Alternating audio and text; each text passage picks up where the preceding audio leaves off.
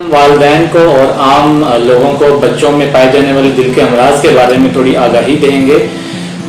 سب سے پہلے تو یہ بتانا ضروری ہے کہ بچوں میں جو دل کے امراض ہیں پیدائش کے وقت پائے جانے والے بچوں میں سب سے جو موسٹ کامن ڈیفیکٹ ہیں وہ ہارٹ ڈیفیکٹ ہوتے ہیں، لیکن بدقسمتی سے آگاہی نہ ہونے کی وجہ سے یا تھوڑی لاپرواہی اور عوام میں اس کا شعور نہ ہونے کی وجہ سے ہم تھوڑی سی کوتاہی برتتے ہیں، جس کی وجہ سے بچے دل کے امراض والے ہمارے پاس اس حالت میں پہنچتے ہیں کہ یا تو علاج میں بہت زیادہ دیر ہو چکی ہوتی ہے یا پھر یہ مسئلہ ہوتا ہے کہ ہم اس کا علاج کرتے ہیں تو اس کے وہ اچھے رزلٹ نہیں آتے۔ اس لیے ضروری ہے کہ والدین کو چند ایک علامات بہت ضروری طور پر معلوم ہونی چاہیے جو کہ تھوڑا سا اس شک میں ڈالتی ہیں کہ بچے میں دل کا مسئلہ ہو سکتا ہے۔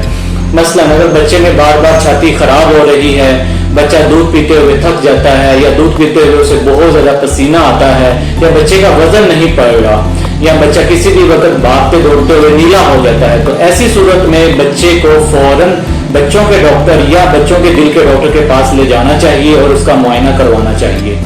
بچوں کے جو دل کے امراض ہیں وہ بڑی ہی آسانی سے اب ایکوکارڈیوگرافی، جس کو ہم بچوں کے دل کا الٹرا ساؤنڈ بھی کہتے ہیں، اس کے ذریعے سے پتہ چلایا جا سکتا ہے۔ عام طور پر معاشرے میں یہ بہت زیادہ پایا جاتا ہے کہ بچے میں دل کا مسئلہ ہے تو خدا نہ خواستہ کوئی مسئلہ ہو جائے گا یا بچے کا علاج نہیں ہو سکے گا، لیکن